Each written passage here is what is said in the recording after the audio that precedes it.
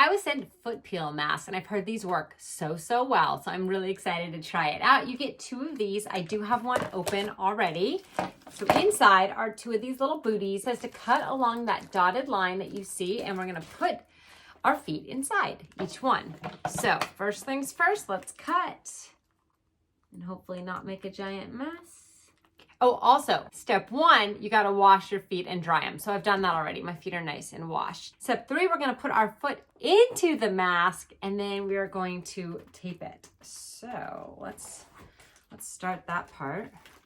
Okay, foot is in. It's a little messy. Comes with stickers here, so we are going to take this and we are going to use that to tape it up.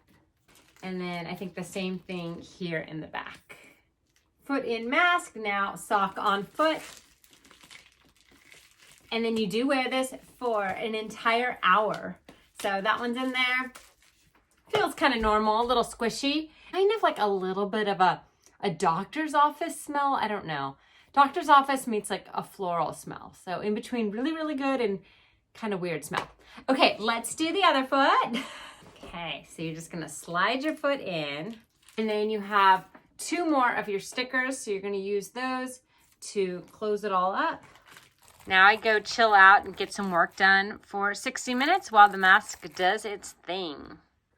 It's been an hour, so I just removed the mask. Not a lot of liquid left in it, so pretty much all absorbed on my feet. Now I'm gonna rinse them with some soap, and then you just wait 1 to 2 weeks.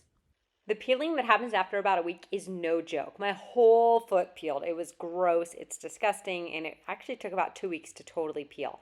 Now all done, and my feet are in better condition than they started, I'd say.